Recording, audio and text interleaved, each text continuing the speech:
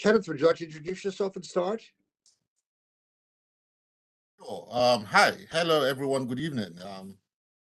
Kenneth Mbonu with the Flatbush Junction, Flatbush Nostrand Junction bid. How's everyone doing? Can I have permission to share? Can I share my presentation? Do you mind?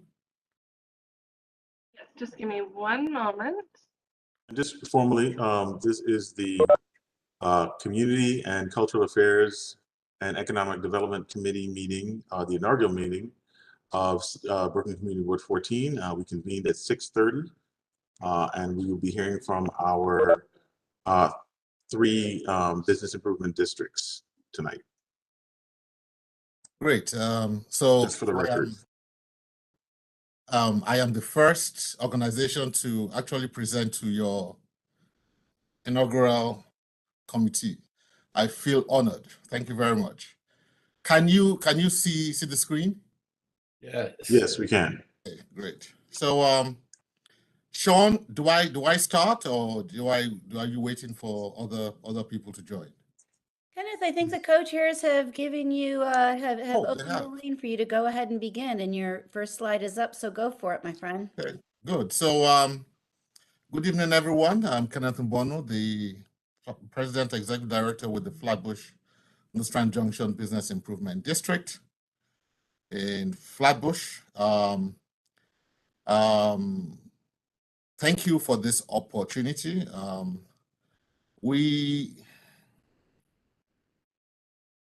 We are based, as you all know, in South Brooklyn, and I'm going to start off by giving you a little detail on what the bid is all about, and as it pertains to the Flatbush Junction bid, our vision. So the bid was established in 2007, primarily by the property owners our geography is Nostrand, Flatbush Avenue from Farragut to Avenue H, and Nostrand Avenue from Glenwood to Avenue H. So that's why you have the X, the cross. So it's if you look at our logo, there's that X there. It's Flatbush Nostrand. That's why we're called the Junction bid. And it really basically to enhance the quality of life for its membership, which encompasses the property owners, the businesses in the area, and the residents, people that live in the neighborhood that support the businesses. And also because we're a transportation hub, we also looking to support the people who commute to and from work. So the beauty of our area is that we are an educational hub. You have Brooklyn College, you have all the other high schools around it. We're a retail hub. We have a healthy mix of large and small businesses. And we're a transportation hub too. We have 8 bus routes that plow through the area. We're the last stop for the 2 and 5 train. And we also have our unique dollar vans. So it's very, very unique corridor, very diverse. We, as the bid, one of our goals is maintaining that diversity, especially in the size of businesses, because our vacancy is very low, less than 3%. And we believe it's because of the healthy mix of businesses that we have. We don't have a monopoly of only large businesses or only small businesses. We have a healthy mix of small, mid-size, and large businesses. And that is what has kept the area very unique. The bid also acts as we provide supplementary sanitation initiatives. You see people cleaning up the area, the streets, supplementary to sanitation. Business development, private business development advisory, primarily to our small micro businesses. We also do capital improvement enhancements. This is in collaboration with city agencies like DOT, and security when when needed, if we are given funding for that, especially providing around with our plaza. We have a garden green space, Hillel Plaza. Sometimes when we have programming there, we provide security as well, and holiday lighting services. And we also act as advocates on behalf of our constituents. Like I said, who are the property owners, the businesses, and serve as a catalyst for economic development, communal revitalization, marketing, and promotions of the businesses on the corridor. Our own vision, the Flatbush Junction bid, is to continue to enhance the vibrancy of the commercial corridor and we are guided by 3 themes around art, sustainability, and technology. So I'm going to give you an insight on how we have broken that down. With art, it's mainly around it's mainly a community-based initiative, recognizing the strength of the diverse community we have. We have on the east side, we have the strong Caribbean, African-American presence. On the west side, heavily Jewish. On the south side, Italian, and on the north side, Mid-Eastern, Bengali. So we try to, our programming is really to accommodate and fit all those diverse groups to help enrich the qualities and of the junction. Around art, one of our initiatives was Junction Space, and that was a creative coalition that facilitated connections between local businesses and artists, local artists in the community. Because we are a small bid, our budget is small, so we try to be very creative in how we spend our money and how we get to utilize the community and get them more involved in what we are doing. So we came up with this window to Flatbush, which was a fellowship we had with local artists, where the artists worked with selected small businesses, helped them to upgrade their storefronts and improve their window displays so that they looked more attractive from the outside, improving their facade, looking more attractive to enhance more foot traffic into their stores. And what the local artists benefited from was they were able, we did this in conjunction, in partnership with Brick. And what Brick was able to do was Brick taught them how to do videography, how to do, and they were able to then use that to create films on the designs and the work they did with the local businesses. This was great because a lot of our local artists, many of them, because of the diversity of artists we had, were tasting certain foods for the first time and getting to understand different cultures. And it was a very enriching experience.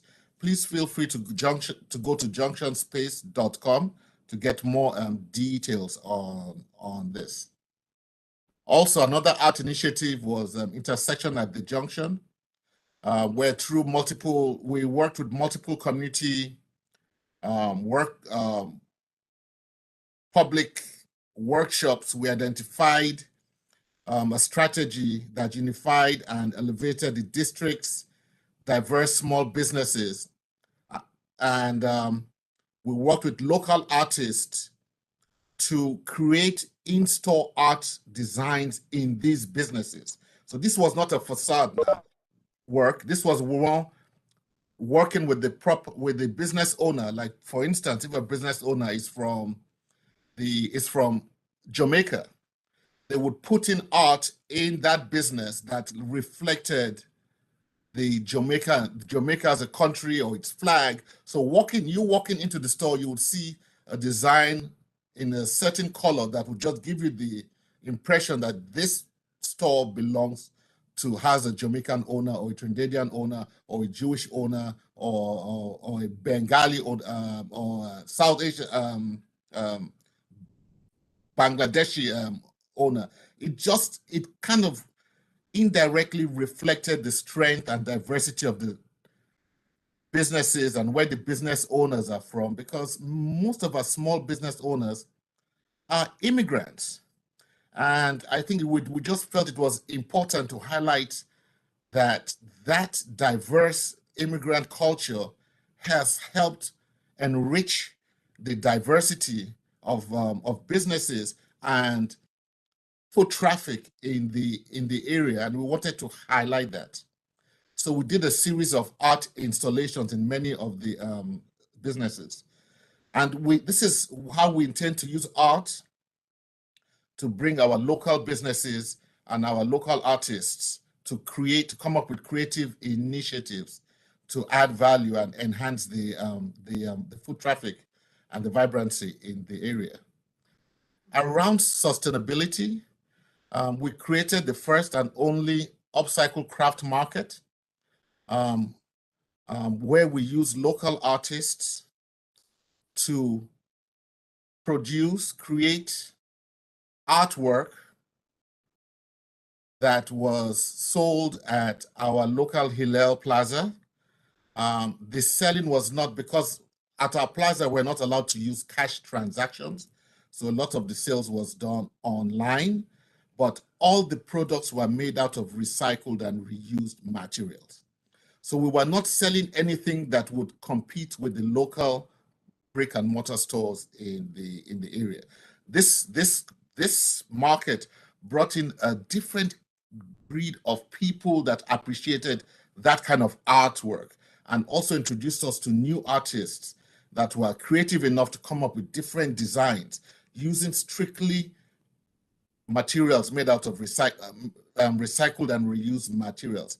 And we created a partnership with Materials for the Arts, which is a local city agency that kind of helps recycle used products from different organizations. From corporations would send in all their old furniture, or companies would send in all their old used assets. And Material for the Arts is like a storage space where people, artists, and city agencies and schools could go to get these items for free.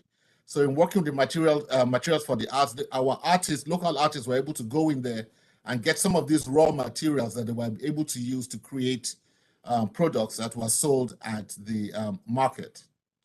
Another initiative, sustainable initiative we did, is the Upcycle Holiday Tree Contest. We started it last year. Every winter we have a holiday tree contest where artists can come up with designs of a holiday tree made out of recycled materials. And that is launched at Hillel Plaza. And it is a program that's sponsored by one of our corporate partners. The artist gets $4,000, half of it in the beginning of the program, and the other half after they have installed the tree. The tree you see in that picture behind was, was the first upcycle tree, and there were ribbons going all around the tree with words by Maya Angelou, one of our, I'm sure you all know who Maya Angelou is. The artist herself lives on Ocean Avenue. She's a Chinese immigrant, and we have a advisory committee. The bid has an advisory committee that sat down and went through all the 10 applications and came up with Hong. Her name is Hong Wu as the winner. Around technology, the bid we're a partner with Secular City Partnership. This is an incubator program in Brooklyn Navy Yard, whereby New Lab, which is a venture capitalized incubator space, works with startup companies to come up with urban development initiatives. And we volunteered ourselves as in a program as like a test lab, where many of these startups could use their technology in some of our local businesses to test, better test their products. We worked with a business called Gramo, whereby they came up with a unit that you could use in our laundromats, where people did not have to buy detergent anymore at retail prices. This company provided the detergents using their own containers at wholesale prices. So it was a sustainability initiative whereby they were not using plastics all the time. They just came in and refilled the detergents there. But it also, they were able to do this with their phones. So it was a mobile technology concept as well. And it was tested out at the Junction. The reason why we got into this is many of our smaller businesses are very old school. And this was a way to get them more embracive of the use of technology. Many of them are not into social media. Many of them are very, that still believe in cash. And we're now trying to get them to understand that we're slowly beginning to move into a cashless society. And for them to remain sustainable and exist, they need to begin to embrace technology in some sort of fashion. And this is how we've been able to get them to get a lot more comfortable with technology. And we just thought it is very important because that mix, that small, mid-size, and large mix is so essential in maintaining our vibrancy, that it's important that these businesses remain in the area. A deviation from that mix will begin to create all kinds of vacancy issues, which we don't want to look forward to. Another initiative we have in collaboration with Brooklyn College is TEDx. So TEDx is a grassroots initiative that brings the spirit of TED. I don't know if you all are, I'm sure you're all aware with TED Talks to local communities. So these are events organized by individuals, local, that live in the area. TEDx Flatbush is an initiative by a professor in Brooklyn College, assistant professor in Department of Sociology, Dr. Granville. And we are one of the sponsors. This TEDx Talks brings in a lot of people from all parts of Brooklyn and all parts of New York City. And this is a great way for them to come into the area to talk and bond about issues relating from social to technology to finance, whatever it is. And we just think it is a great way to help build our brand and to attract people outside of our community to come in and talk. So that is what we're about. And I just wanted to talk about what we're looking to do in the future. We're looking to create a Junction membership card whereby a lot of our students and residents can go to a lot of our local businesses, and using the Junction card, we'll be able to make purchases at not significant discounts, but they would get a discount, whether it's 5 to 10%, or maybe in some of our quick service restaurants, they could get a bottle of water or soda or something. But there has to be some value added using the Junction loyalty card. And we're also looking, I'm sure you all have heard about, people are now leaving their jobs and everybody's now trying to take the entrepreneurial route, where we're kind of building a virtual incubator for freelance, the creative freelance and professionals, people in the freelance, professional service and the creative industry, where they can use it as a forum to begin to collaborate. And hopefully, as their businesses grow from a home office to a brick and mortar establishment, we'll be able to get them, to attract them to the Junction area to fill up some of the vacant spaces we have. We do realize that the retail format is changing, and many of our during COVID, a lot of some of our smaller retail stores closed. But we were, you know, knock on wood, we were lucky enough that many of them were taken over by professional service companies. So we see that as the going trend, and we just believe it's important to build that relationship, build that bind, build that bond now, so that as they get more familiar with us, you know, they could begin to consider the Junction as a possible area to for an office location as they look to grow. And that basically is it. We do a lot of programming on Hillel Plaza. We are fortunate enough to have two plazas. One is Hillel and one is HSBC Plaza, which is now called, I think, Webster Bank Plaza. But, you know, we're in a good location. You know, we're a very important hub in South Brooklyn, and it's intent as the bid to keep it that way and safe. Thank you very much. A very good presentation. Does anybody have any questions? We are a few minutes ahead. So if anybody has any questions, this is the time to ask.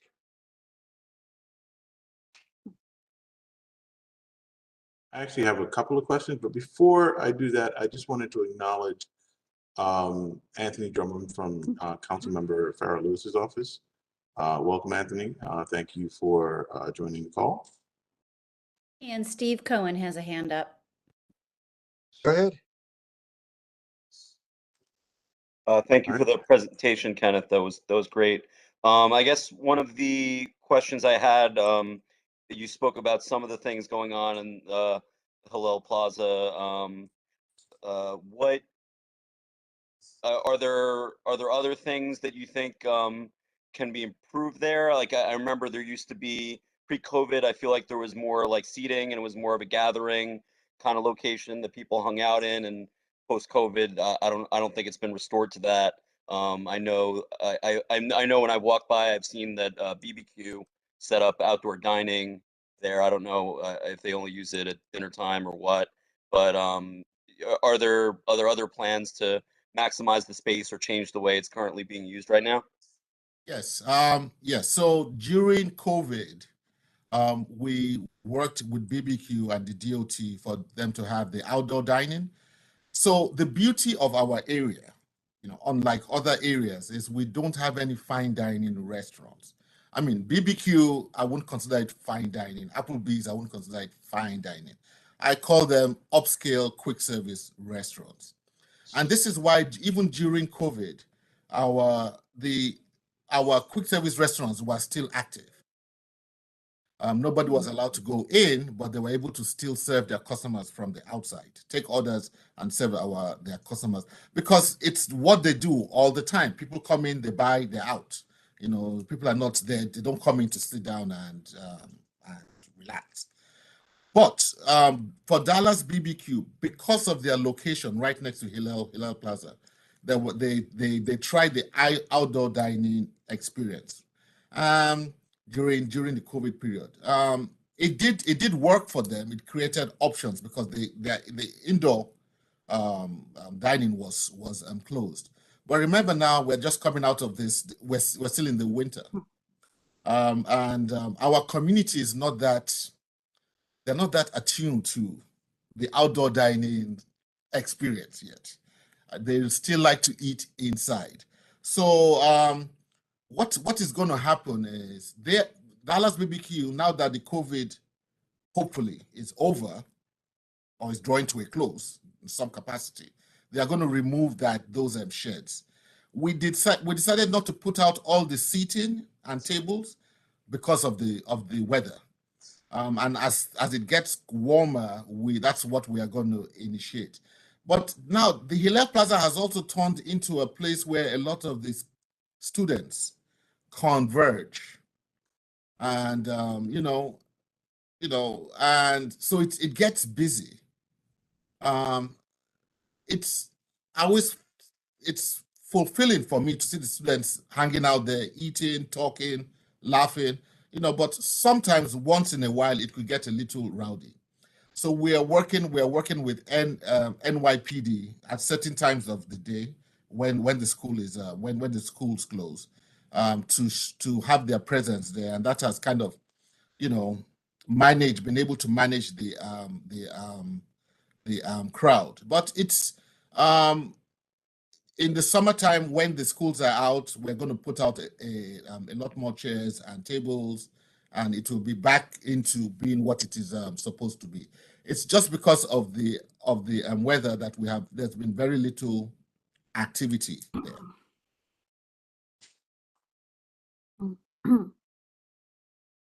Okay, any other questions? Any other hands up? I've actually got a couple of questions, but I think if you can stick around for a bit, Kenneth, I'd like to ask the questions because they're relative to both bids.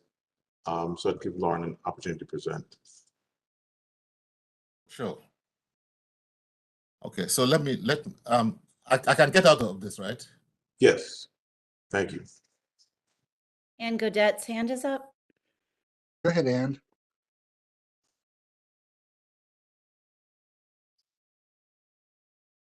Oh, you're on mute. You have to take the mute off.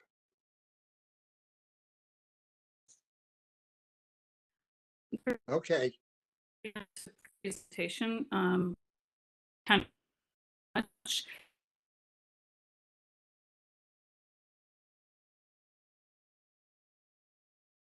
I think we lost you there a bit, and you're having some connectivity issues. We can circle back to Ann for her question. Was Anne's question for me, or was it for something else? You don't know. We're not sure. She's having some. It seems she's having some connectivity issues. So let's circle back to that to Ann, so that she can get her question and ask and answer. If I take it off video. So basically, I'm wondering what brand. And we're still having a great deal of trouble hearing you. Maybe you want to put the question in the chat.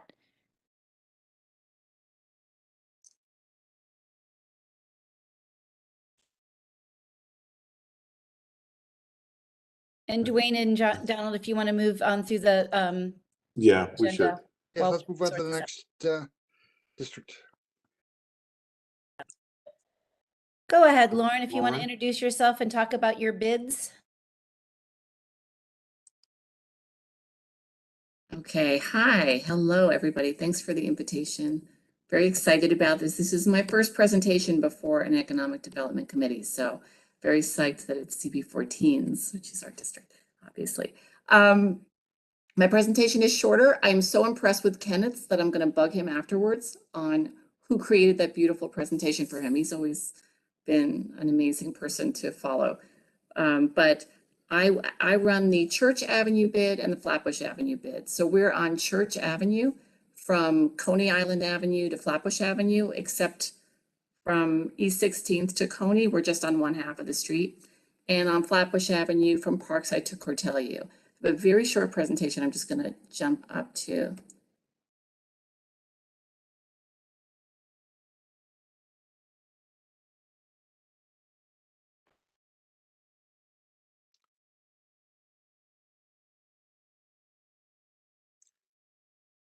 Okay. Can you all see that? We see it, yes. Okay, cool. Yes, so and I'm not going to go into the background of the bid. You all know what that is from Kenneth. Right now, our two bids are in an interesting situation. We share staff, offices, admin costs, and collaborate on most of our programs to save money and increase efficiency, which has been really great. It's been a little difficult having two websites and two everything, but we're actually starting the process of merging the two bids. So that's been really fascinating legislative experience to go through. And we're working with the city on that. We have a board of directors of local property owners, actually two boards of directors, local property owners, business owners, an elected official, and then a staff of 4 people. So our assessment, which is through property taxes. For Church Avenue is 203,000, and for Flatbush Avenue is 386. I'm just highlighting a few of our services here. Sanitation and security, huge for us. Besides having a private contracted sanitation crew, we have, which is the graffiti picture on the right, someone removing graffiti. We're currently have a team of City Cleanup Corps, who you may be familiar with. They're paid people by the city. They're interns, although they're really more than interns. And we have a team of anywhere from 5 to 10 people. It fluctuates a little bit, cleaning both avenues 5 days a week, and they're paid by the city. That's been great, and that's unfortunately ending in probably mid-April. So we're not sure if it's going to be renewed. The picture all the way on the left is we served as the lead organization, the lead bid in something under Mayor de Blasio, which was the Commercial District Recovery Safety Plan, CDRSP, which was all the bids in each chunk of the city. Ours was South Brooklyn, and we met with all the agencies, kind of similar to the meetings that Sean holds, but with the District Services Cabinet, but this was very much focused on sanitation and security. So the gentleman next to me with the blazer used to be chief of patrol for all of NYPD, and de Blasio brought him back in to really work on safety issues. And they did a walkthrough with the 7.0. Sean is in the photo with blue mask. I think that's Sean. And we have a board member here as well, who's on the board, who is the manager of cookies. Looks like I lost a slide. Oh no, I didn't lose a slide. Marketing and events. Oh, I did lose some pictures. So we do a lot of marketing. We have holiday events every year, which we had to obviously modify during COVID. Street fairs, Church Avenue Street Fair is coming up on May 22nd, and the Flatbush Avenue Street Fair on June 12th. Holiday lights and back to school event, that's the photo I couldn't get in there, which we started last year outside the King's Theater with Madison Square Boys and Girls Club. And I'll talk later about some upcoming events that we have as well. Another key area for us, these are all negative pictures, but it's one-on-one assistance. It's things that we're trying to work on or things that we have worked on. We've been providing PPE, as I know many agencies and other nonprofits have, but also at the beginning of COVID, we had some signs. We actually designed posters and had them translated because initially the city only had posters for COVID in English and maybe Spanish. And we needed Haitian Creole, we needed other languages. So we had those translated. The picture on the left is actually from the fire that you're probably very familiar with which happened last weekend on Church, on the 1900 block of Church. We were there most of the day. The city came down. This is the person from the SBS department, NYC Department of Emergency Response and Intergovernmental Services. I think that's their agency's name. And they basically swoop in when there's a fire or something major, and they really help both the property owners and the businesses get back on their feet. So this fire was either a 4-alarm or 5-alarm fire that started at 2 or 3 a.m. and lasted for several hours, completely gutted 3 adjacent storefronts and the second floor storefront as well. The photo on the right is Hurricane Ida. This is Church Avenue between East 10th, I think, and Westminster. You'll see the water is up about a foot on the sidewalk. So people could not go into the stores while there was water in the stores. And then above is some things that we work on. We work a lot with CB14. This is the corner of East 18th and Church, which fills with a lovely lake every time there is a lot of rain. And Sean has been great on that. Upcoming events, we're starting to work more on sanitation. I'm trying to engage the community and members. We're looking at mid-April, and of course I will be in touch with Sean when we have that day scheduled, and we're hoping to have it at Cinco de Mayo, which is a restaurant that used to be on Cortelyou. The chef left and they just opened a restaurant a few weeks ago on Church.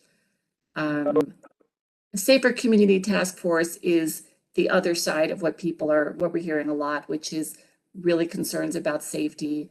A lot of our stores are closing earlier than they did a few years ago, which means there's less street traffic, there's less revenue for them, and we're trying to look at ways, both with NYPD and also other kind of more creative ways to just create safety. The Flatbush Avenue bid does install security cameras with guidance from NYPD. So we do that at our cost or under grants from the council member, Councilmember Eugene. We've requested more funding from Councilmember Joseph. And hopefully we'll be able to put more security cameras up on buildings, on intersections that are really important to NYPD that tend to have issues. So hopefully make people feel safer and really help. Other events are a shred-a-thon coming up in May. Sean, you haven't seen that yet because the permit is just being done. I think it was done today. So that will be hopefully happening. Church Avenue and Flatbush Avenue Street Fair is coming up. Make Music New York, we've been working with Flatbush Central, which used to be Flatbush Caden Market, and trying to come up with actually a few things to do with them, because that's a great, beautiful facility. I know it's not completely open, but we really want to kind of help them activate it. We had a back to school book bag giveaway with Madison Square Boys and Girls Club, which we hope to do probably late August, shortly before school starts. Last year we gave away, I think it was 1,500 book bags. There was a line before we even got started. And we also gave away tote bags of fresh produce, lots of free swag, and Ronald McDonald was there, which was very exciting for some people. The Thanksgiving community lunch we've been doing for way back, way before me. Jack Katz started that, if any of you remember him, when it used to be at the Flatbush Reformed Church. And then when the church went under construction, we moved it to King's Theater, and they've been amazing, and they rent a tent and provide a lot of the help. And Stop and Shop gives us all the money for groceries. And the students from Erasmus's culinary school do all the meal prep. They spend about a week cooking, and then they serve. And we also have community volunteers as well. And then Holiday Fun is we move that around every year. During COVID, it was all outdoors. It was Santa and Mrs. Claus walking down the street posing for photos. Some years we've done it under a tent when that's feasible, but we kind of change that around depending on what's going on. And we also have music performances out in the street, like a drum line. We had Afro-Caribbean music last year on a street corner. And then this is my contact information. And just talk also quickly about a few other programs. We have a bunch of programs that we've done in the past. We did one about food called From Roti to Rhubarb.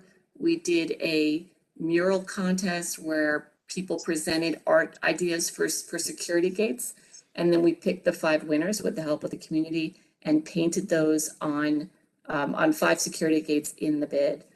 And we had a Pokemon Go event where we figured out how to activate. I was doing Pokemon Go at the time, so I understood it more. You can activate the game in an area where the gamers have already set up for creatures to appear. That's the best I can do to explain it. So we had people come to the bid and play Pokemon Go, and then we gave out maps that showed all the different places to get smoothies and ice cream because it was in the middle of the summer. That was a really cool event. We got some good press for that. And that is the short presentation, and I welcome any questions. I know I haven't covered everything. We do a lot more than what I mentioned, but I just wanted to focus on the key things. So thank you. Okay, any questions? Hopefully, yes. If there are no hands up, I know Anne had a question from before. If you want to ask that question now, Anne. You have to unmute yourself, Anne. Okay. Yes, yes, but my question was for Kenneth. He's still Hi, here. Lauren.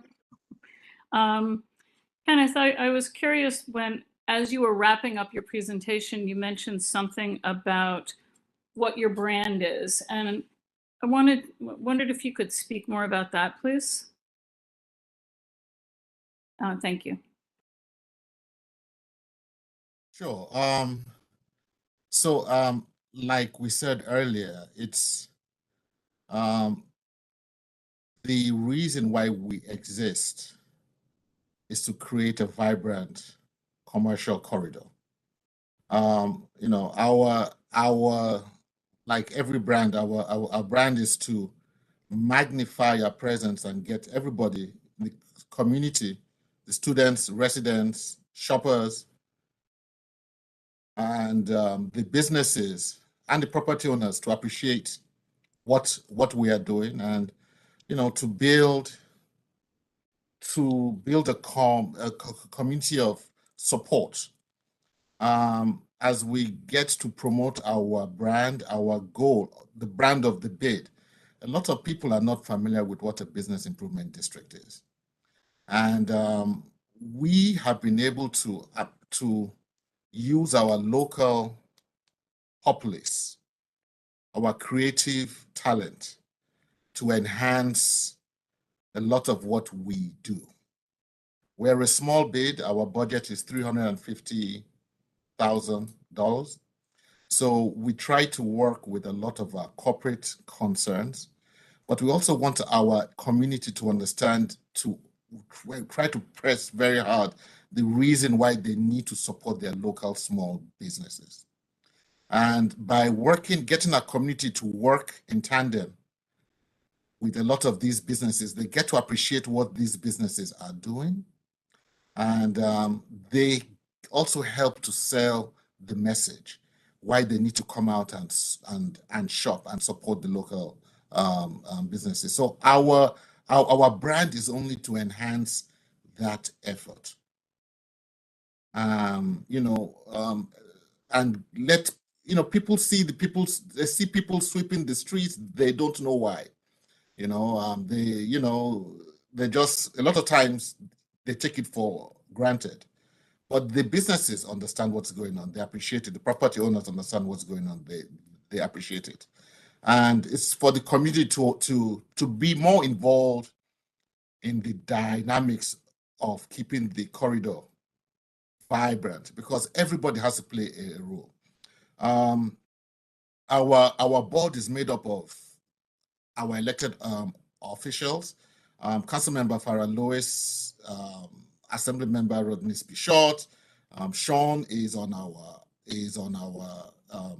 board as well. Councilmember Farah Lewis has a farmers market every summer on Hillel Place. So it's all about bringing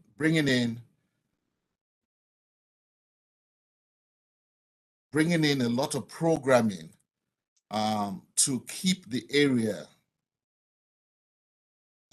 busy, clean, and safe. And we know that by recognizing our brand, it will help us do a better job. By building our brand helps us do a better job, because people now come to us out of the blues with all kinds of ideas, and say, have you thought about this? Have you thought about that? Have you looked into this? And we appreciate it. We have an open door policy, and, we appreciate, what people say. Many of the ideas we cannot execute, but it's all about them, being connected to the community and wanting to help and starting some sort of conversation. Please go to exploreflatbush.com as you begin to explore what all the beautiful programming that the Flatbush Junction bid offers. Very easy. Exploreflatbush.com. Oh, thank you. Thank you for that. I see two hands raised, Donald. First Ed Sen and then Steve Cohen. Okay, great. Thanks, Dwayne, and Kenneth and Lauren. Thank you both for your presentations. Just three things I wanted to touch on. First, I was wondering if you could share a little bit more about the quality of life issues that some of these small businesses may be facing. I know Lauren touched upon sanitation and safety overall, but yeah, I'm just curious to learn a little bit more about some of what these businesses in our district are facing. And secondly, with the pandemic and in these past 2 years, I wanted to know if you had specific metrics as far as how many vacant storefronts you have in your specific bids, respectively. And the last thing I just wanted to plug was just making sure that you're aware of DOT's program. A lot of people are aware of open restaurants, but DOT is also has open storefronts that are available for ground level businesses that small businesses can apply for applications for. So I just wanted to plug that. So thank you both for your time.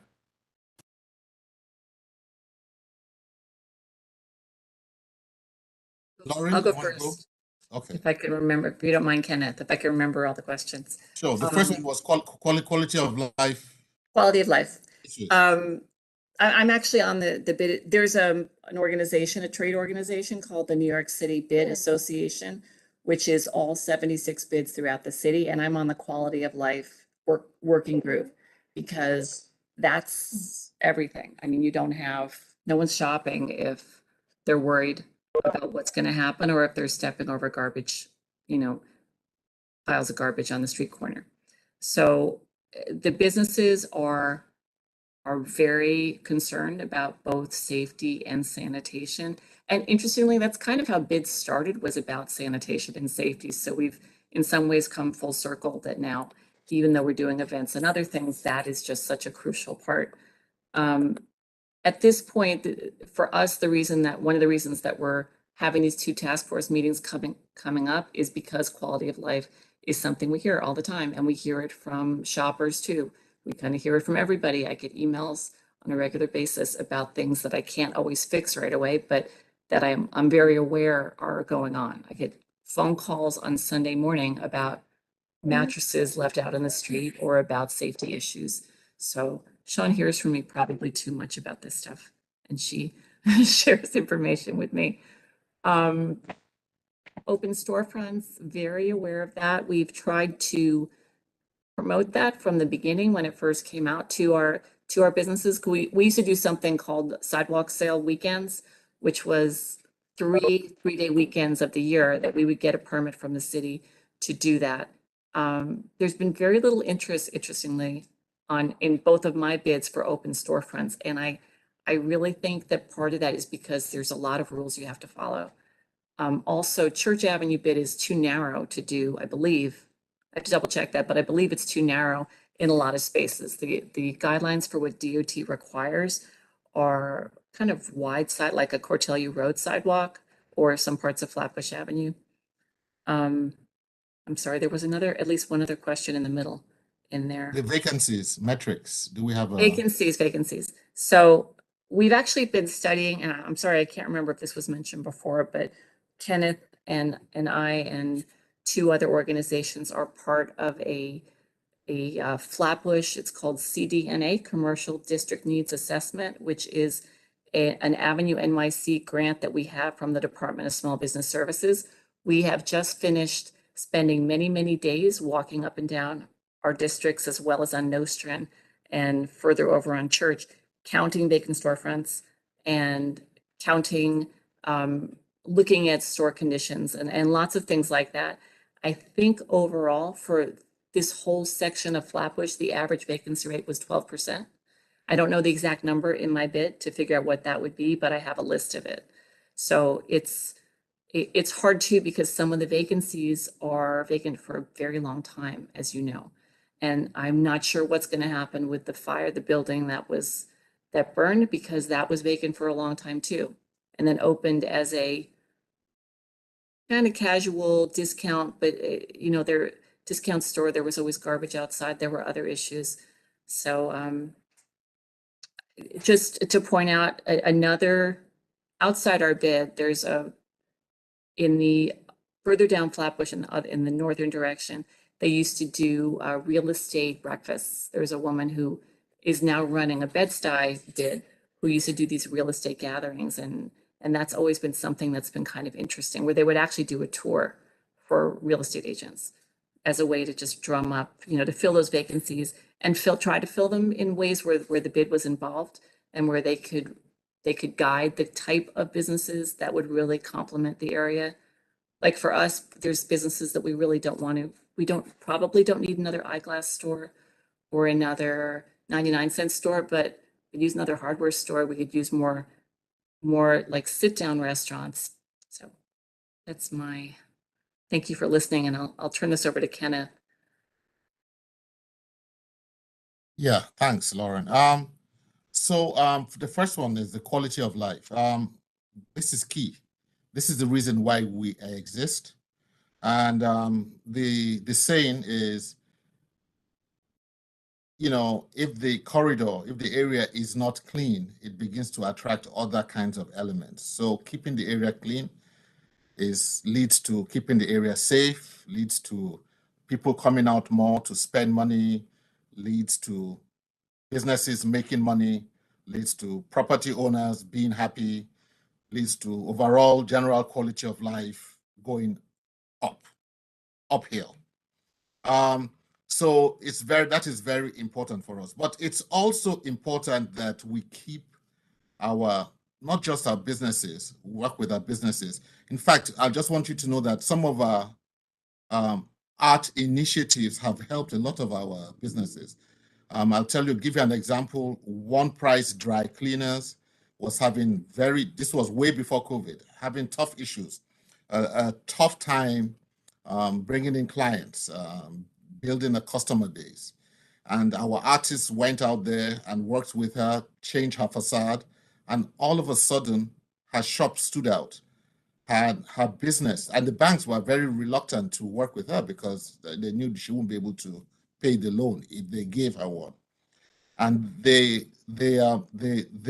worked with her, introduced her to some social media sites that she was able to use, and all of a sudden her business increased by over 600%. And and then also she was able to now begin to talk to her clients on Facebook. And so we were so proud. Now the banks are now begging her for money, and she's now considering if she should take it. So this was a big turnaround. And this was just working with our local artist community. But this quality of life issue is the reason why we exist and why we work why at Flatbush Junction Bid, we work hard in maintaining that diversity. Because there's always a business at the junction that supports people with different price points. So you could be low income and you could come to the junction and still find a place to shop. You could be, you could always mid-income, there's always a place you can afford goods and services. High income, there's always a place you can go to afford goods and services. We have seven banks at the junction. They are not leaving. They are changing names, but they're not leaving. So it shows that the vibrancy in the area is strong, and it's just up to us, the bid, to maintain that. The other area is metrics. The metrics on vacancies.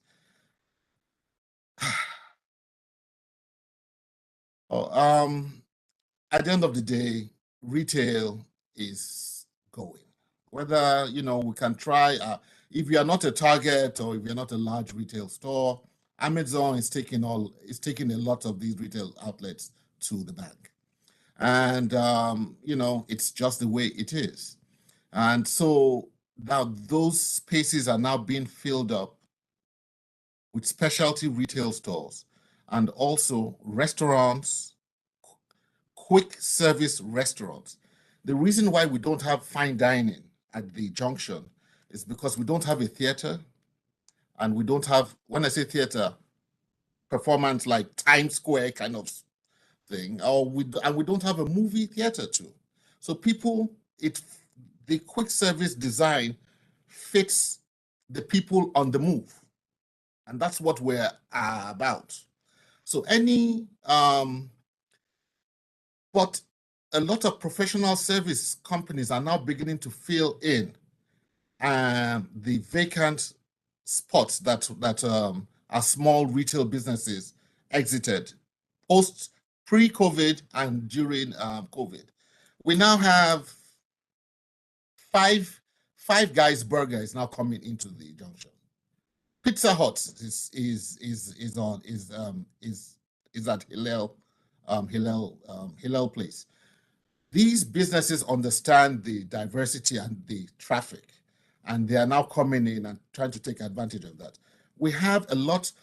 The Junction is now the base for a lot of HMOs, from Humana to Health First and we have quite a few mobile HMOs, to cater to the community there. This is another professional service type business that's beginning to grow in the area.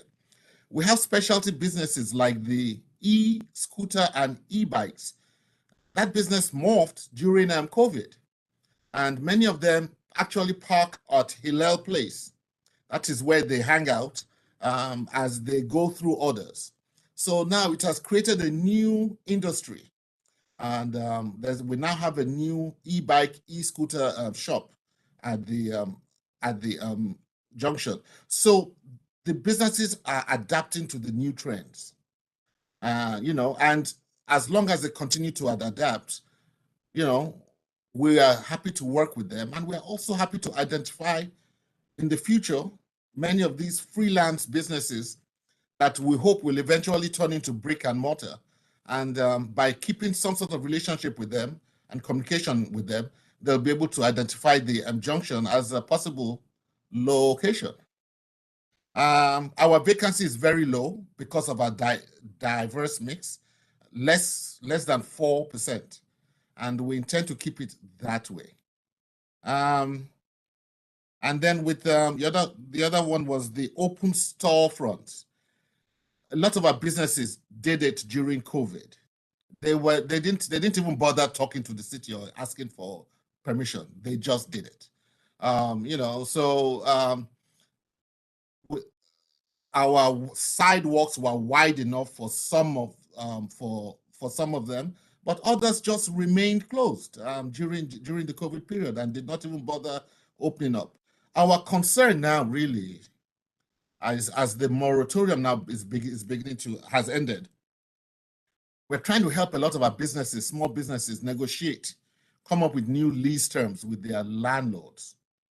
And, we are hoping that our landlords will be patient enough to allow them to be a bit flexible as the business community begins to adapt, and the students are now beginning to play a role, and people are now beginning to walk around. My greatest worry is just the negotiation process between the businesses, especially the small businesses and the small landlords. Another thing that we have done is we not just support the local businesses, we also support our property owners. We bring in corporate brokers to speak to our property owners and to give them ideas of, if you are looking to take your properties to the next level, these are the options that are available. I'm not sure if you are aware that former Crystal Manor has now turned into a market rate apartment, 42-unit market rate apartment unit with commercial space at the bottom. Crystal Manor used to be 6 mixed-use buildings together. But by bringing these corporate brokers, the Johnson family were able to build relationships with a developer and create a partnership with them. And as it has turned into a new development. If you come to the Junction and you're talking to our property owners now, you better know what you're talking about. Nobody's talking about selling anymore. They're not talking about air rights and, how can we partner and how can we get things done.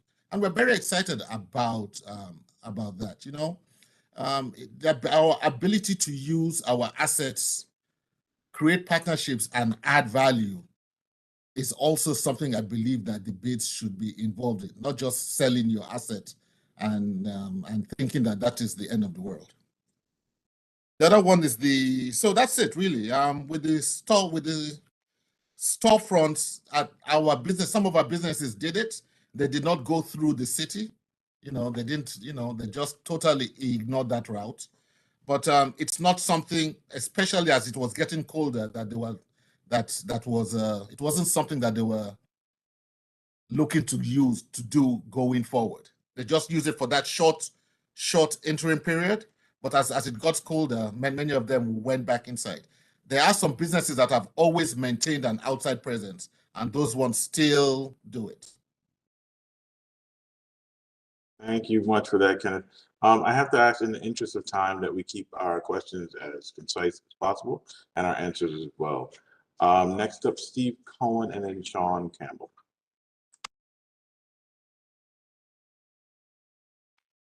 Steve, did you have a question? Yeah, sorry, it froze on me for a sec. Lauren, I was just curious how the bids experience has been with the Church Avenue bus lane and how business owners feel about it.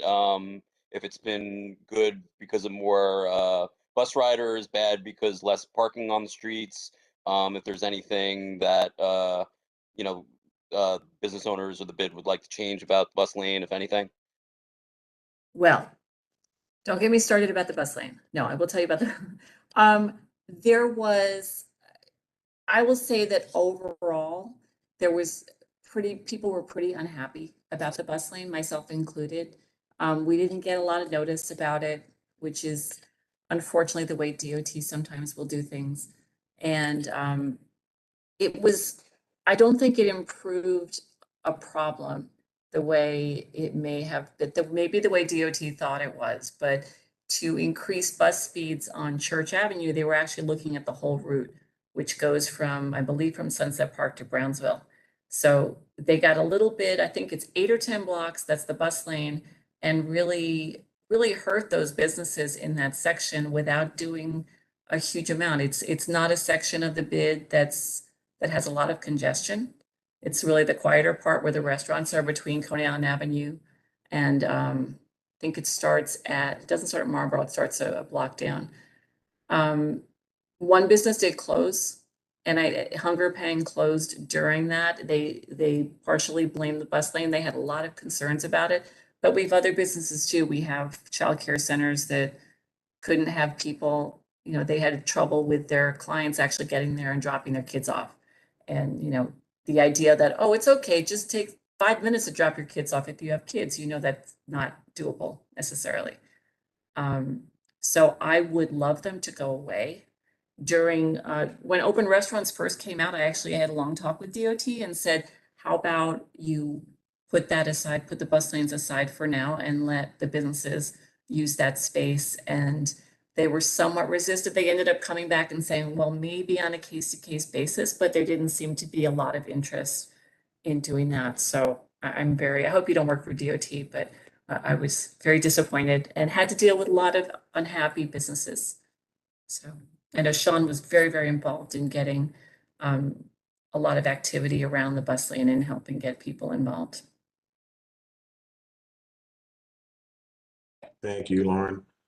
Sean, and then Anthony Drummond from Councilmember Lewis. Yeah, and thank you. And Lauren, thanks for that nod. It's really the board. The board worked hard to try to bring all concerns and alternate suggestions to the fore during that bus lane process. And quick plug for Steve's committee. DOT will be coming to the board to talk about the bus lane in, Steve, when is it, May 4th? That sounds right. Yeah.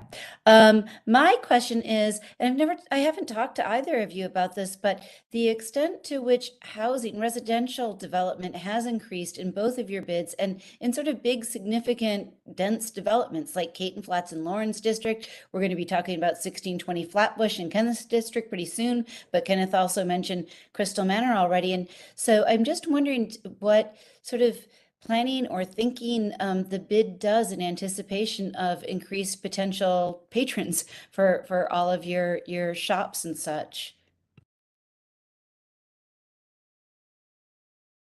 Let me, so yes, you know, we have to give our small businesses credit too. I'm not sure if you've noticed, Sean, but across the street from Councilmember Lewis's office, we have a new cafe that just opened up. It's called Flatbushian Cafe. We also have an ice cream shop,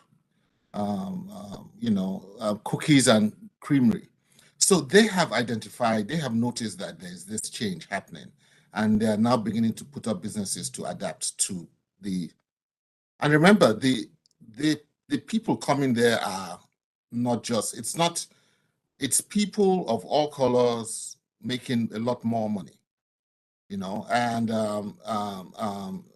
the businesses are beginning to identify and adjust to that. Also, there is the Fleur de Lis, beauty spa, medical spa that just opened up next to Crystal Manor.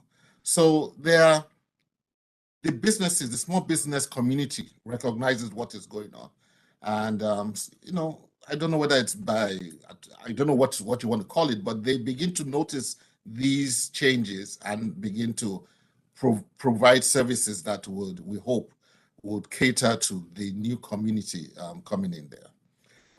So I think, it is just a capitalist way of life. Somehow or the other, things begin to change and the businesses begin to adapt towards that change. Thank you for that, Kenneth. Anthony? Thank you, Dwayne, and thank you, Lauren and Kenneth, very much for your presentation. So I also want to thank Stephen and Sean because a couple of the questions that I had, you guys had already put out. So I appreciate that both. So my question, I think Kenneth, you were alluding to it in your talk, but Lauren, if you want to also add from your area, I've been very curious on the way the bids work in terms of encouraging and supporting and even trying in some ways, if possible, to advocate for more small businesses to open up, and those that are looking to start up a business and encourage them to locate and start up within the bid area. Only because even yesterday and today, I had a couple of constituents that were inquiring about businesses, particularly I think this is more in Kenneth's area with the former HSBC bank closing, and now there's another bank in its place. And when we talk about like businesses and like the corporate like business, Walgreens and Target, which are great, but then at some point, if God forbid they ever have to relocate, as what happened with a Walgreens in our district, or some other big corporate entity like business, then that sort of affects how the neighborhood in terms of patronizing their businesses. So I just wanted to know in terms of like the programs you both are doing, if any, around encouraging more small business locations located Sure. within your respective bids. Yes. Lauren, do you mind if I go first? Go ahead. You're going to embarrass me. Go ahead. Go first. So Lauren and I have this competitive streak about us, but we love each other. Okay, I just want to give you a heads up. Anyway, yes.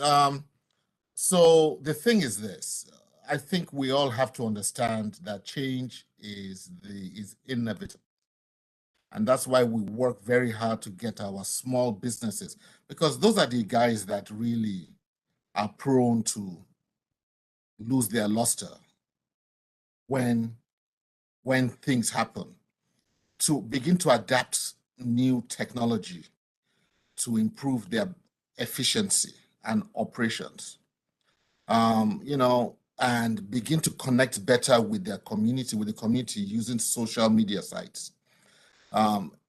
You cannot be doing the same thing for too long.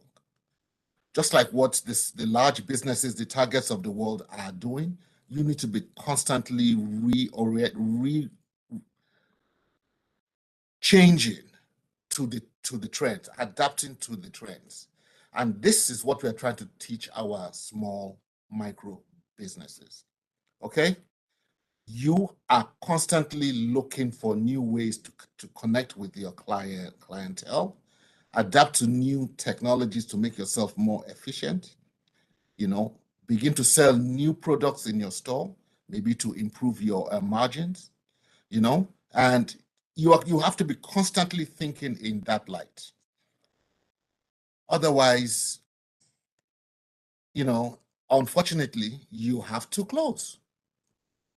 And the beauty of our area is we have a mix of business, of buildings. You have the Class A types to the Class B to the Class Cs, and that's many of the Class Cs belong to small property owners.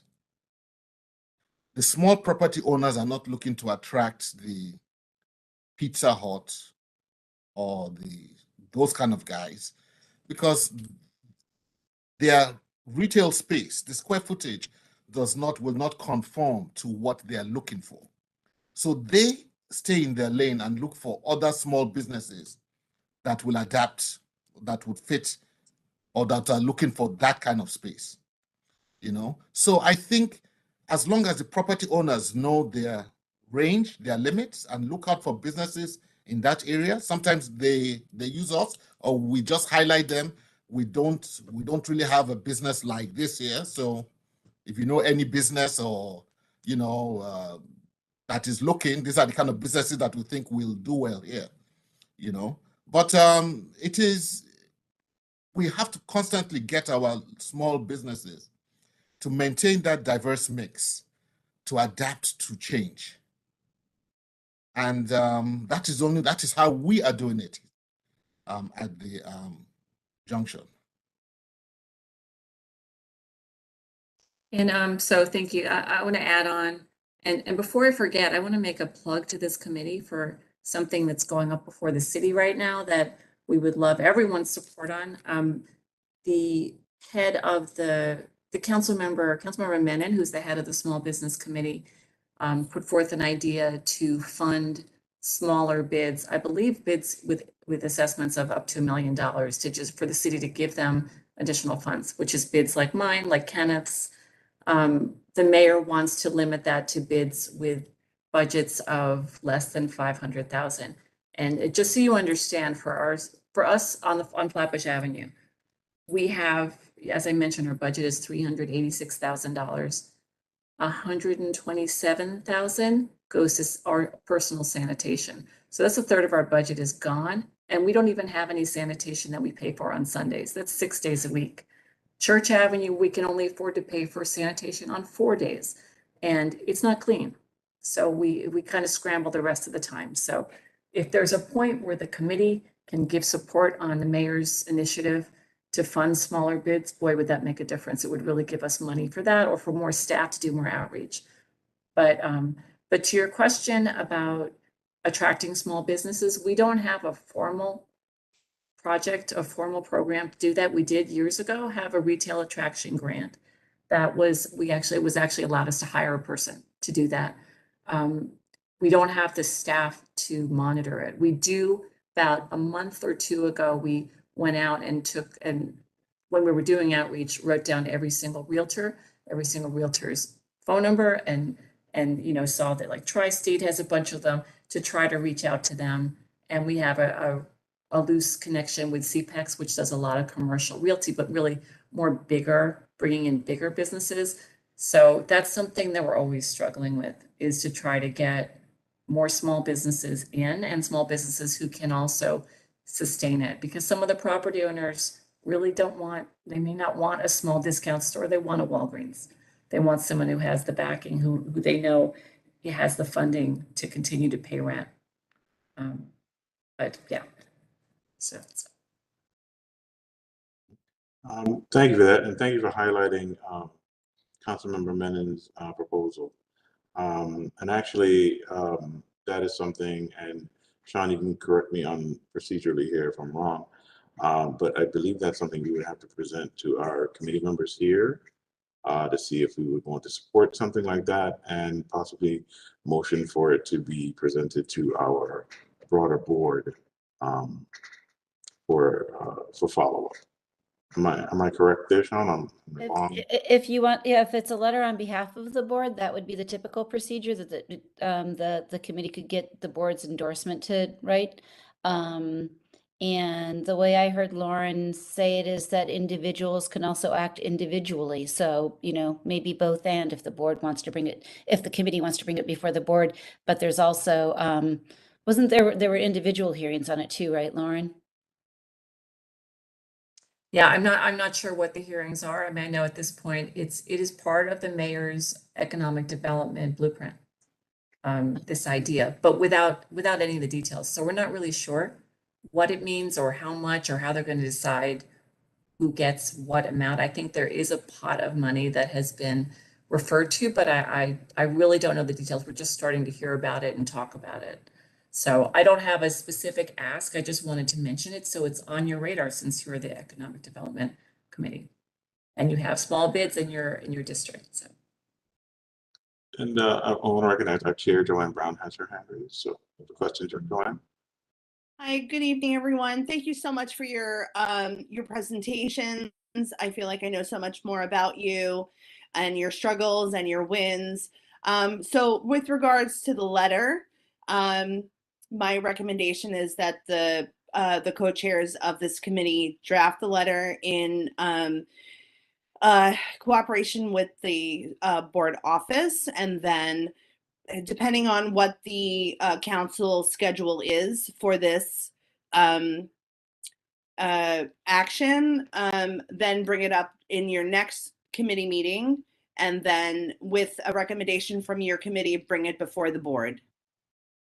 That's my recommendation. Hopefully it will meet the schedule of the council.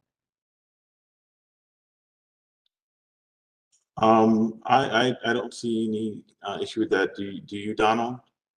Not at all.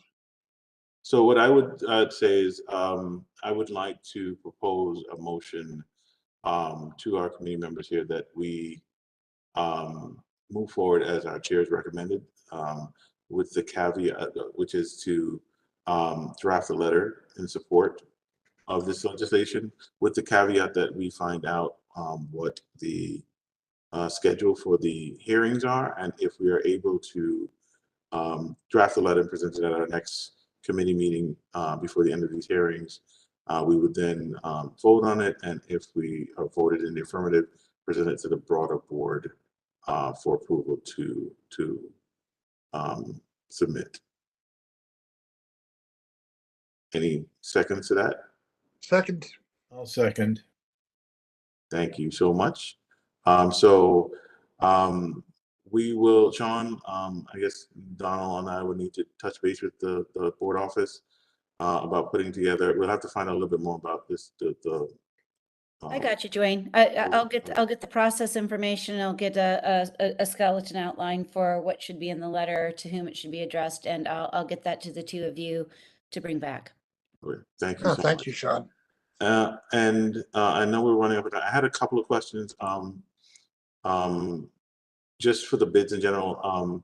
For the sake of people, I happen to know, but I don't know if everyone's in the know. Can you just discuss like how bids are funded and how your budgets are determined?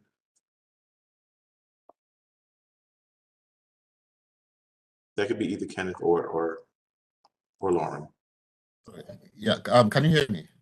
Yes. Yeah, so what happens is the property owners in a certain geography come together and decide to create a bid, meaning that they pay assessment fees. I don't like calling it taxes. When they say taxes, people frown, you know, but so I like to use, they pay assessment fees, which is channeled through the city, extra assessment fees of a certain amount, which is channeled through the city, through Department of Small Business Services, and comes back to the bid and comes back to us. And that is what pays the sanitation, the programming, our salaries, and so on. That is how it's. So it is. I would always say the bids are public-private partnerships. On the private side, it is the property owners, and the bid board is, reflects that. You have the class A members, which are the property owners. The class B members are the businesses in the bid area. The class C represents residents that live on the bid corridor itself. Class D are local officials, public officials, the comptroller's office, a representative from comptroller's office, SBS representing the mayor, and being really actually providing the governance, and they are on our finance and audit committee, making sure that we spend the money right. And then you have somebody from the borough president's office, a representative from there. And we have council member, assembly member Rodney Bishop's office, and committee Sean as well from the committee board on our board. Okay, so it's the property owners coming together and deciding to do that. Okay. And are your boards, do you guys have a community advisory board? And if you do, are those meetings open to the public for either one of you? Yes. Well, our meetings are open to the public. What we did a little differently is, in order to bring in some new, fresh ideas, I had put in we just worked on our bylaws. I had put in there that the executive director could go out and build an advisory team, not advisory board members, an advisory team, and reach out to people outside of the bid corridor to help come up with some creative ideas that we could then begin to implement. Because our board is limited with the property owners and the businesses in the area, it doesn't enable our ability to think outside the box, to be a little creative in our thought process and bring in new ideas. So on the Flatbush Junction bid, and our bylaws allows whoever the executive director is, to go out and bring in people to on an advisory level, not just so it's not, they're not part of the board, it's just advisory. And they meet once a quarter, and so I brought in people from the legal, finance, the creative side, some people in technology and art and design, so to just help enrich the way we think. Okay, thank you for that. And Lauren, is it similar for you? Do you have a community advisory board as well? We don't have a community advisory board. We're starting the sanitation and the security are open to the public. Those two that are about to start. But we don't open theirs. Just put it there. I'm sorry. No problem. Time.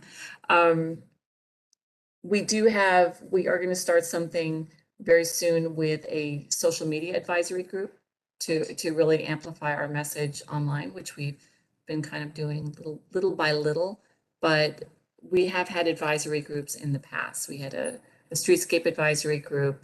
We had an arts, when we had an arts campaign, we had that as well. And under the Avenue NYC grant that we mentioned before, we actually have a 3-year grant there. So we have extra funding to do additional programming. And one of those things is art related. I didn't mention it because it hasn't started yet, but we're going to set up an arts committee. So similar, but I love what Kenneth's doing. It's a great idea. Our committees are structured. We have some that are only board under our bylaws. But then there's room for us to create additional committees, which would be open to them. Thank you for that. Glenn Wolin, you have your hand raised. You have a question? No, Dwayne, not a question, but a procedural point. When it comes to this letter that you wish to draft, you could have done a consensus type of view of the board members here, but you chose to do it a little differently, which requires a vote, right?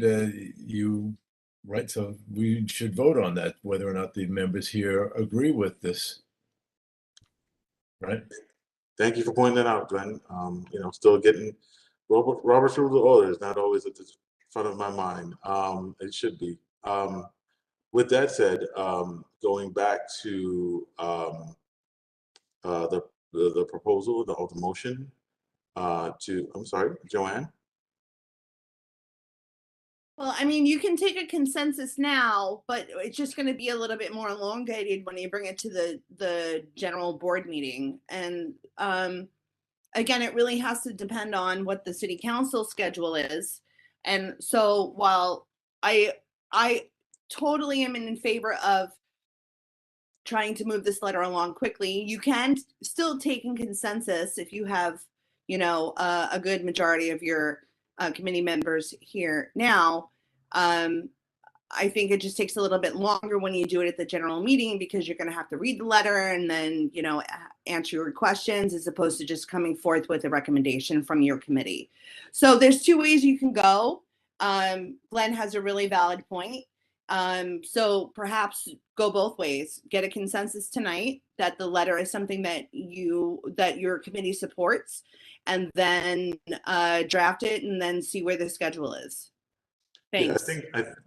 No problem. Thank you so much. I think I did mention that the caveat is that we want to see what the schedule is to see if it is worthwhile us moving this forward, because we would still need to bring it to the committee. Glenn, do I understand you right? It was that the fact there was a motion and the motion was seconded, and that then requires a vote. So it's really just the question of whether or not this committee supports the effort to craft a letter in support of the funding, right, Glenn? Yeah, that's it. Look, I support it, but we haven't heard from the committee Since there was a motion, the motion was seconded, that then sets up the necessity for a vote. So if you just want to vote on what's been motioned and seconded, I think you could do that expeditiously. All right, let's do that now then. All in favor of the letter, say aye. Aye. Aye. I think to ask it a little differently. Anybody opposed? Yeah, I think we should handle something. I think we should do it this way.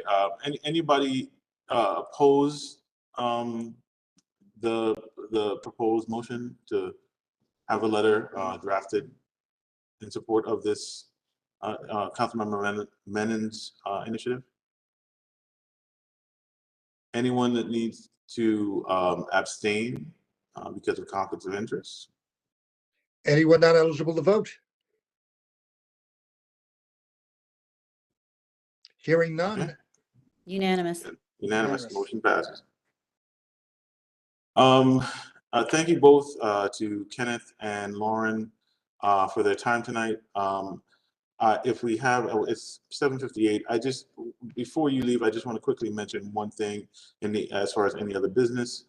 I've been working in the last couple of weeks with DYCD at the request of a friend to help increase the number of work sites for the SYP summer 2022 cohort. As you guys, you may have heard, Mayor Adams has increased the number of seats from 70,000 to 100,000. And as a result, the folks at DYCD are looking to engage more businesses to become work sites to allow our youth to have opportunities to work this summer as part of the cohort.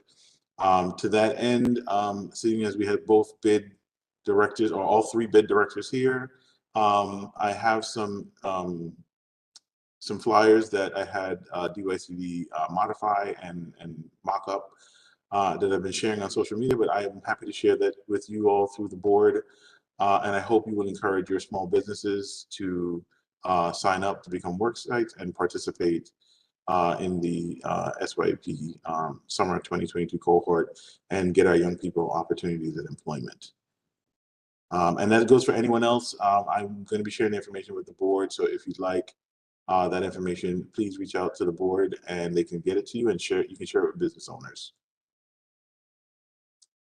All right. Thank you. So anyone else have any other business they need to discuss? Ann Gaudette? Yes, hi, can you hear me? Yes. Yes. Thank you, Dwayne. Thank you, Donald. So recognizing that the applications for SYP are open soon and will close, how does that, are we able to get the, what can we do to support these 3 bids, 2 of Lauren's and 1 of Kenneth's, to engage their members so that they have something they can put out on their social media or on their, you know, to try to get more sites within the district because it's a match. So thank you very much. Yes. So there is actual, there's a flyer. I can share it quickly because I know we're running tight on time here. Can everybody see my screen? Yes. So this is the flyer that I had DYCD modify just slightly. I had them add a QRC code in the actual website to the flyer. But this is something that I'll share with Sean and the board office. And Sean, I would just request that you share this out to Kenneth and Lauren and any of the merchants associations or development corporations. So this is a simple flyer. Business owners and proprietors can sign up by scanning the code or going directly to the website and filling out an application. It takes probably like 10 or 15 minutes. But I mean, essentially they'll get, they'll have the opportunity to create job descriptions. As you can see, some of the job descriptions from previous years from other employers, and DYCD will help them with some of that. But there's an opportunity to hire someone for 6 weeks. All they have to do is supervise them and make sure that you know, no harm comes to these young people, but give them an opportunity. The city pays the rate, and the rate is $15 per hour. These interns work up to 25 hours per week, and it runs, you know, the 6 weeks that it runs, you're getting a kid off the street, you're getting them involved, you're helping them build job skills, be, you know, workforce ready, and learn some responsibility. And like they, like, you know, the thing that's most important to them and anybody that has a job, put some money in their pockets. So I would encourage you all to share. I'm going to share this with the board so it can be shared out to our bids and anyone else who's interested.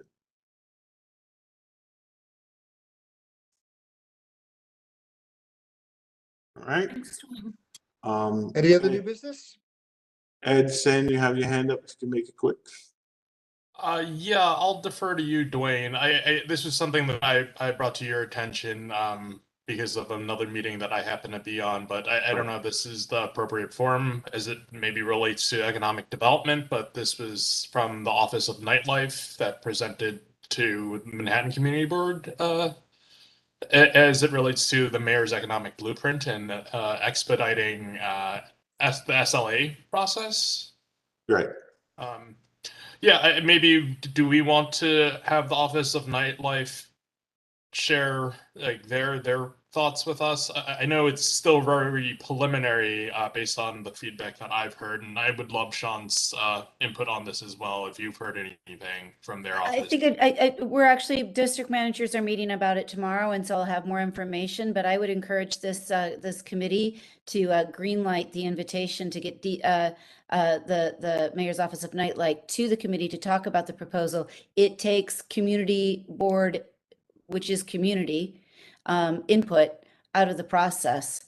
It really limits, and as a board that's beginning to shift into the idea of holding public hearings and doing it less administratively, it would take that rug out from under us. So I think it's at least as far as I understand it now. So let's tease it out and chime in on it if that's the case.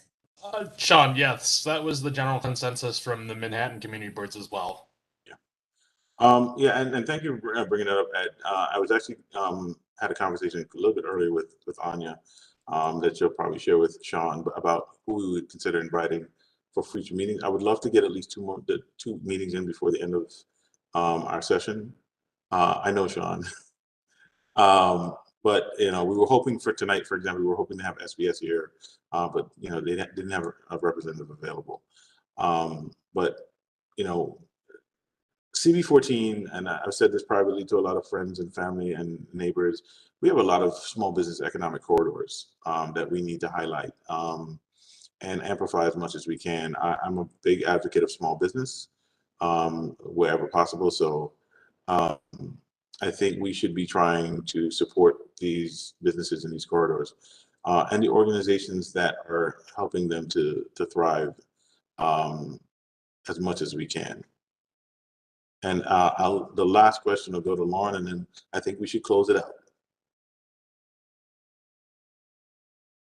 Thank you. Well, we actually will want to come back and present the report from all this data that we've been that these 4 groups have been gathering. So I'm not the one assigned to reach out to you all. I don't remember who is in our group, but someone will be. So please save some space for us, because that'll be very cool to see the data that we collected about the district. Yeah, Kenneth has something on the horizon he wants to come back with, so. Okay. All right. Well, so we will meet again, perhaps twice. Perhaps twice.